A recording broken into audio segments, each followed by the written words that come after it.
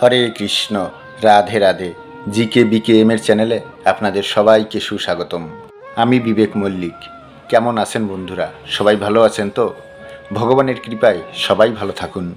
প্রেম এবং ভক্তির পরাকাষ্ঠাই ভগবানকে খুঁজতে সাহায্য করে। ভগবানকে খুঁজতে কোথাও যেতে হয় না, তার জন্য হারিয়ে যাওয়া হচ্ছে পরাকাষ্ঠ প্রেম। তার প্রতি হারিয়ে যাও, তার প্রতি এমন সমর্পণ করো যে আর কোনো কিছুর প্রয়োজন নেই। প্রেম তো তখনই সার্থকতা লাভ করতে পারে যখন এই প্রেমের অধিকারী হতে পারবো, যখন এই প্রেমের পর্যায়ে আসতে পারবো, তখনই প্রেম সার্থক হবে। বৃন্দাবনের এক অপূর্ব সুন্দর সত্য ঘটনা আজকে আপনাদেরকে শ্রবণ করাবো। ঘটনাটা পুরো শুনতে থাকুন, মন দিয়ে শুনতে থাকুন, কারণ এতে আছে প্রেম, ভক্তি, বিশ্বাসের পরাকাষ্ঠা, যা আপনার হৃদয়কে কাঁদিয়ে তুলবে। চলুন সেই সময়কার ঘটনা আমরা শ্রবণ করি। এক অভূতপূর্ব ঘটনা, মন কেঁদে উঠবে। তখনকার সময় 1860 সাল হবে। তখনকার লীলা, তখন বৃন্দাবন বাঁকে বিহারী মন্দিরে এত ভিড় হতো না। তখন শুনশান জায়গা ছিল, এখনকার মতন অত ঘরবাড়িও ছিল না। বৃন্দাবন থেকে প্রায় 200 কিলোমিটার দূরে অবস্থিত একটি গ্রাম ছিল জঙ্গলের ভিতরে। সেই গ্রামেতেই একটা ছোট্ট কুটির করে এক অপূর্ব সুন্দর বালিকা বাস করতেন, আর তার সাথে ছিলেন তার ঠাকুরমা। দুজনেই বৃন্দাবন সংলগ্ন এই জঙ্গলের কুটিরে বাস করতেন। আর ওই বালিকার ঠাকুরমা, অর্থাৎ ওই কন্যাটির ঠাকুরমা, মেয়েটির নাম রেখেছিলেন আদর করে চন্দ্রা। চন্দ্রা খুব সরল সাদাসিধে। সময়ের কালচক্র দেখুন। চন্দ্রার যখন 2 বছর বয়স, তখন এক মহামারীতে ওনার বাবা মা মারা যায়, আর ওনার জীবনে একমাত্র সঙ্গী সাথী হয়ে থাকেন ওনার ঠাকুরমা। ওনার ঠাকুরমাই চন্দ্রাকে লালন পালন করে বড় করতে থাকেন। ছোট্ট পরিবার বনে জঙ্গলে কাঠ কেটে কেটে বিক্রি করে, আর সেইভাবেই তাদের সংসার চলে। চন্দ্রার ঠাকুরমা পরম ভক্তিমতী ছিলেন। তাদের সুন্দর একটা লাড্ডু গোপাল ছিল। সেই লাড্ডু গোপালকে সেবা অর্চনা করতেন। তারা যাই কিছু খেত, প্রথমে সেটা লাড্ডু গোপালকে ভোগ দিত, তারপর সেই ভোগ তারা প্রসাদ হিসাবে গ্রহণ করতেন। আর এই চন্দ্রার বাল্যকালে তো তার কোনো সাথীই ছিল না। তারা এতটাই গরিব ছিল, গ্রামের কিছু ছেলেমেয়েদের সঙ্গে খেলা করতে গেলেও তারাও চন্দ্রাকে অনেক কটু কথা শোনাতো। তারা তাদের সঙ্গে চন্দ্রাকে খেলার সাথী হিসাবে কখনোই গ্রহণ করতো না, খেলতেই দিত না তাকে। তাতে চন্দ্রা খুবই দুঃখ পেত। এইভাবেই চলছিল। একদিন রাখি পূর্ণিমার সময় তো গ্রামের ছেলেমেয়েরা দোকানে গিয়ে রাখি কিনছিল নিজেদের ভাইদের জন্য। চন্দ্রা সেখানেই উপস্থিত ছিল। দেখলো সব বোনেরা তাদের ভাইদের জন্য রাখি কিনছে। তাই চন্দ্রার তো কোনো ভাই নেই, তাই সে তাদের সঙ্গে থাকতে চায়। কিন্তু তারা বলে, তুই তো গরিব, আর তোর তো কোনো ভাইও নেই, তাহলে এখানে কেন? যাও যাও, আমাদের থেকে, এখান থেকে যাও, তুমি তোমার মতন একা একা থাকো। তাকে আরও অনেক ধরনের কটু কথা শুনতে হয়েছিল, যেহেতু চন্দ্রার জীবনে আর কেউ ছিল না, তার একমাত্র ঠাকুমা ছাড়া। তার জীবনে কোনো ভাইটাই বলে কেউ ছিল না। চন্দ্রা যখন সেখান থেকে দুঃখ পেয়ে বাড়ি ফিরে আসে, তখন ওনার ঠাকুরমাকে বলতে থাকে, ঠাকুমা, আমার কি কোনো ভাইটাই কেউ নেই? সবাই দেখো, রাখি পূর্ণিমার সময় নিজেদের ভাইদের জন্য কি সুন্দর সুন্দর রাখি কিনছে, আমার কি কোনো ভাইটাই কেউ নেই ঠাকুমা?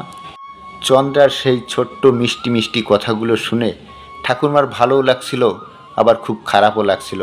তাই তিনি বললেন, হ্যাঁ আছে তো, তোমার ভাই আছে। চন্দ্রা বলল, কে ঠাকুমা? বলো না ঠাকুমা, কে আমার ভাই? আমি তাকে দেখতে চাই। ঠাকুমা বললেন, আরে পাগলি, দেখ দেখ দেখ, মন্দিরের মধ্যে যে গোপাল রয়েছে, ওই গোপালই তো তোর ভাই। তাহলে ঠাকুমা, তুমি আমায় আগে বলোনি কেন? ওই গোপালেই আমার ভাই। তো গোপাল কোথায় থাকে? তাকে কোথায় দেখতে পাবো? সে কেন আমাদের বাড়িতে আসে না? অনেক কথা বলতে থাকে। সরল সাদাসিধে মনে গোপালকে নিজের ভাই বলে মেনে নিলেন এক কথাতে। আর অনেক প্রশ্ন করতে লাগলেন গোপালের নামে। ব্যাস, সেদিন থেকে গোপাল ভাইয়ের কথা শোনার জন্য তার মনে উৎসাহ বাড়তে লাগলো। ভাই কি করে, ভাই কোথায় থাকে, সে কেমন, ভাই কেন আসে না? সেদিন থেকে ঠাকুমা বৃন্দাবনের বালগোপালের লীলা শোনাতে থাকে। কিভাবে গোপাল কড়ি আঙুলে গোবর্ধন পর্বতকে তুলেছিল, কিভাবে গোপীদের মাখনের হাড়ি ভেঙে মাখন চুরি করে খেত, এইভাবে অনেক লীলা বলতো। আর যত লীলা কথাগুলো শ্রবণ করতে থাকে চন্দ্রা, মনে মনে ভাইকে ততটাই ভালোবেসে ফেলে। যে ভাই এত সুন্দর আর সরল সাদাসিধে মনের চন্দ্রা তার ভাইকে সে নিজের করে ভালোবেসে ফেলে, যে ওই হচ্ছে আমার ভাই। কিন্তু রাখি পূর্ণিমার দিনে সে কি করবে? তার মনের একান্ত ইচ্ছা যে আমার যখন ভাই আছে তাহলে ভাইয়ের সঙ্গে দেখা করতেই হবে। সে ঠাকুমাকে জিজ্ঞাসা করতে থাকে, আমার ভাই কোথায়? কোথায় গেলে পাবো আমার ভাইকে? তুমি বলো না ঠাকুমা আমায়। ঠাকুমা বললেন, আরে ও কি সব জায়গায় থাকে নাকি? ও বেশি জঙ্গলের দিকেই থাকে, জঙ্গলে গেলেই পাওয়া যাবে। ব্যাস, রাখি পূর্ণিমা তার পরের দিনকেই। চন্দ্রা তাই ঠাকুমাকে না জানিয়ে ভাইকে খোঁজার উদ্দেশ্যে বেরিয়ে পড়লেন জঙ্গলে। জঙ্গলের দিকে যেতে যেতে সে ভাইকে খুঁজতে লাগলো আর মনে মনে ভাবলো, আজকে আমার ভাইকে আসতেই হবে। সবাই কি সুন্দর ভাইকে একটা করে রাখি পরাবে, সবার কি সুন্দর ভাই রয়েছে। আমার তো মা বাবাও নেই, আমার তো ভাইও নেই। তাই আমি যখন ভাইকে একবার পেয়েছি, ভাইয়ের সঙ্গে আমার দেখা করতেই হবে, ভাইকে আমাদের বাড়িতে আসতেই হবে। ঠাকুমাকে না জানিয়ে ছুটতে থাকলেন চন্দ্রা জঙ্গলের দিকে। আর অগণিত ঝোপঝাড়ের ভিতরে অনেক কাঁটা রয়েছে, সেই কাঁটা অগণিতভাবে তার পায়েও ফুটছে, কিন্তু তবু লক্ষ্য স্থির যে আজকে আমার ভাইয়ের সঙ্গে আমি দেখা করবই, আজকে আমার ভাইকে আমাদের বাড়িতে নিয়ে আসবই, তাকে রাখি পরাবো। তার এত পরীক্ষা, জঙ্গলের ভিতরে কাঁটা ঝোপঝাড় ভেঙে সে চলেছে। এইভাবে চন্দ্রা সারাটা জঙ্গল খুঁজতে থাকলেন যে গোপাল ভাই আমার, কোথায় তুমি, কোথায়? কাতর স্বরে কাঁদতে থাকলেন চন্দ্রা, যেন মনে হচ্ছে সারা প্রলয় আসতে চলেছে। এমন কান্না যে পাথর পর্যন্ত টলে যেতে পারে। এদিকে পরমেশ্বর ভগবান তার হৃদয় টলে যাচ্ছে। সরল সাদাসিধে চন্দ্রা, ভগবানের প্রতি তার এমন বিরল প্রেম, ভগবানকেও টলিয়ে দিচ্ছে, তার হৃদয় টলে যাচ্ছে। চন্দ্রা অনেকক্ষণ খোঁজাখুঁজির পরেও তার ভাইয়ের দর্শন পেল না। তার নিজের ভাইয়ের দর্শন সে পেল না, ভগবানের দর্শনও পেল না। তারপর আবার চেষ্টা করতে শুরু করলো, যেই আরেকটু এগিয়ে যেতে থাকলো আর তখনই তার পায়ে বড় একটা কাঁটা ফুটলো। আর তখন চিৎকার করে উঠল চন্দ্রা, ভাই ভাই ভাই তুমি কোথায়? তোমাকে আমি একবার দর্শন করতে চাই। তার পা থেকে রক্ত ঝরতে লাগলো। যাক ছোটোখাটো কাঁটা ঢুকেছিল সে রক্ত তো ঝরছিলই, কিন্তু যখন বড় কাঁটাটা ফুটলো তখন সে আর সহ্য করতে পারছে না। অঝরে কেঁদেই যাচ্ছে, কেঁদেই যাচ্ছে, কেঁদেই যাচ্ছে, আর ভাইকে ডেকেই যাচ্ছে। ভগবান আর সহ্য করতে পারলেন না। চন্দ্রা মাথা নিচু করে কাঁদছে, আর পিছন থেকে স্বয়ং ভগবান এসে একজন 12-13 বছরের বালকের রূপে ভগবান ডাকলো, চন্দ্রা বোন আমার। যখনই পিছন থেকে এমন আওয়াজ শুনতে পেল চন্দ্রা, তখনই সে সঙ্গে সঙ্গে পিছন দিকে ঘুরে চাইল। সে অপূর্ব এক সুন্দর বালককে দেখতে পেল। এত সুন্দর তার রূপ, বয়স তার 12-13 বছর হবে, হাতে একটা ছড়ি। চন্দ্রা দেখে তাকে বলল, তুমি কি আমার ভাই? বালক বেশে ভগবান চন্দ্রাকে বলল, হ্যাঁ আমি তোমার সেই ভাই, আমি এসে গেছি। চন্দ্রা ছুটে গিয়ে ভাইকে জড়িয়ে ধরল। ভগবানও চন্দ্রাকে জড়িয়ে ধরল। চন্দ্রা বলল, ভাই তাহলে তুমি আমার সঙ্গে দেখা করলে? যখন দেখা করেছো তখন আমি তোমাকে আর যেতে দেব না। আজকে আমাদের বাড়িতে যেতেই হবে, কালকে রাখি পূর্ণিমা, তাই আমি তোমাকে কোথাও যেতে দেব না, কোথাও যেতে দেব না ভাই। ভগবান বললেন, অবশ্যই তোমাদের বাড়িতে যাব, কালকে তো রাখি পূর্ণিমা, আমি তোমায় কথা দিলাম বোন, কালকে আমি তোমাদের বাড়িতে অবশ্যই আসব, অবশ্যই আসব। চন্দ্রা তো খুব খুশি হলো, এত খুশি হলো যে আমি আমার ভাইকে দর্শন করেছি, আমার জীবনে আমি ভাইকে পেয়ে গেছি। ভাই কালকেরে আসবে, কালকে রাখি পূর্ণিমা, আমি তাকে রাখি পরাবো। তারপর ভগবান অন্তর্ধান হয়ে গেলেন। তারপর চন্দ্রাও বাড়িতে ফিরে এলো। বাড়িতে এসে চন্দ্রা, ঠাকুমা ঠাকুমা ঠাকুমা, আমি আমার ভাইকে পেয়ে গেছি, আমি আমার ভাইকে দর্শন করেছি, ভাইয়ের সঙ্গে কথা বলেছি। ঠাকুমা যখন এই কথা শুনলেন তখন ঠাকুমা মনে মনে ভাবলেন, চন্দ্রা তো অনেক সরল সাদাসিধে, জঙ্গলে ঘুরে বেড়াতে বেড়াতে হয়তো কাউকে ভাই বানিয়েছে, তাই নিয়ে সে আনন্দ করছে। চন্দ্রা তো খুব খুশি। পরের দিন রাখি পূর্ণিমা, তাড়াতাড়ি ঘুম থেকে উঠে সমস্ত কাজকর্মগুলো সেরে নিজের হাতে সে রান্না করলো, ভাইকে সে নিজের হাতে খাওয়াবে। ব্যাস, সমস্ত কিছু সাজিয়ে গুছিয়ে চন্দ্রা বসে আছে, কখন আমার ভাই আসবে। এই দিকে ভগবান সেই 12-13 বছরের বালকের রূপে, সেই রূপে চন্দ্রার বাড়িতে হাজির হলেন। এসে বললেন, চন্দ্রা বোন, যেই চন্দ্রা বোন বলে ডেকেছে, চন্দ্রা বলতে লাগলো, ঠাকুমা ঠাকুমা দেখো দেখো আমার ভাই চলে এসেছে। ঠাকুমা ওই বালকের রূপ দেখে তো মন্ত্রমুগ্ধ হয়ে গেলেন। ঠাকুমা বললেন, এত সুন্দর মনমোহ রূপ হতে পারে, এত সুন্দর দেখতে হতে পারে। আমার এত বছর বয়স হয়ে গেল, এখন পর্যন্ত আমি এরকম বালককে কখনো দেখিনি। তাই ঠাকুরমাও খুব খুশি হলেন যে চন্দ্রার জীবনে ভাই এসেছে, সে যাই হোক। চন্দ্রা তো নিজে খুশি, ওর খুশিতেই আমি খুশি। ব্যাস, ভাইকে সাদরে আমন্ত্রণ করে ঘরে নিয়ে এলো। ভাইকে ঘরে বসালো, তাকে নিজের হাতে চন্দনের টিকা পরিয়ে দিল।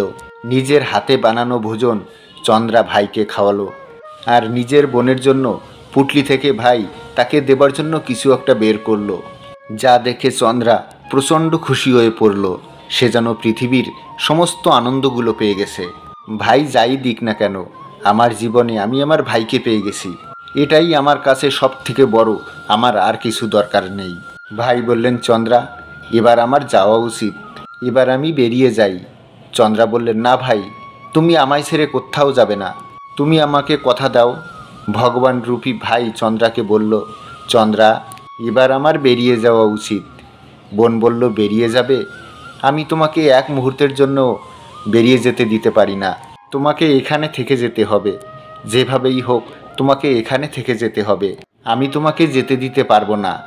ভাই বললেন, চন্দ্রা আমাকে যে যেতেই হবে, তবে আমি তোমাকে কথা দিচ্ছি, তুমি যখনই আমাকে স্মরণ করবে তখনই আমি তোমার কাছে চলে আসব।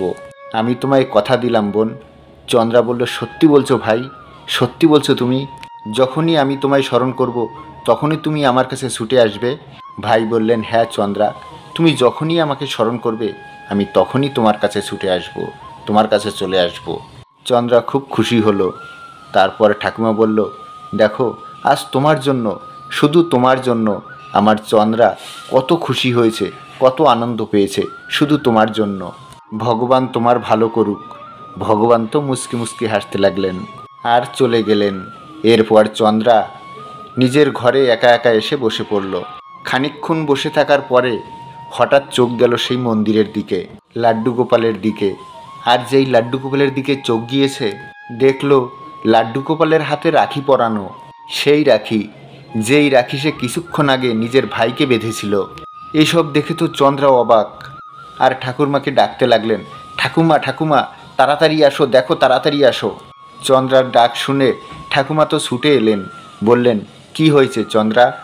চন্দ্রা বলল, দেখো ঠাকুমা, কিছুক্ষণ আগে আমি যেই রাখিটা আমার ভাইকে পরিয়েছিলাম, সেই রাখিটা দেখো লাড্ডু গোপালের হাতে বাঁধা। তবে কি লাড্ডু গোপালই সেই ভাই আমার? ঠাকুরমার তো আর বুঝতে বাকি রইল না। ঠাকুমা বললেন, হ্যাঁ, আজ লাড্ডু গোপালই তোমার ভাই রূপে স্বয়ং তোমার কাছে এসেছিল। এই কথা শোনার পরে চন্দ্রা তো আরও প্রেমে মন্ত্রমুগ্ধ হয়ে গেল, যে লাড্ডু গোপাল ভাই রূপে আমার জীবনে এসছে, আমার কাছে এসেছে। সে নিজে এসে আমার হাতে ভোজন করে গেছে, আমার হাতে রাখি পরে গেছে, সেই গোপালই আমার ভাই। সেখান থেকে তো চন্দ্রা এত খুশি হলো, এত মন্ত্রমুগ্ধ হলো, প্রেমেতে মন্ত্রমুগ্ধ হয়ে গেল যে লাড্ডু গোপালই আমার ভাই।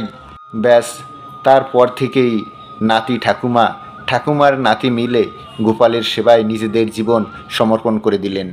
ওই গ্রামের কাছে খবর নিয়ে জানা যায় যে সেদিনের পর থেকে তাদের আর কোথাও পাওয়া যায়নি।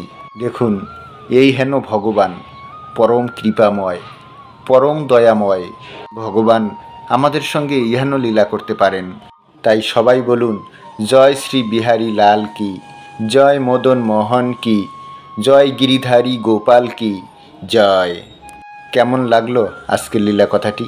যদি ভালো লেগে থাকে তাহলে ভিডিওতে একটা লাইক দিয়ে একটু বেশি বেশি করে শেয়ার করে দিন, যাতে সুন্দর এই বৃন্দাবনের লীলা কথাটি সকলে শ্রবণ করতে পারে।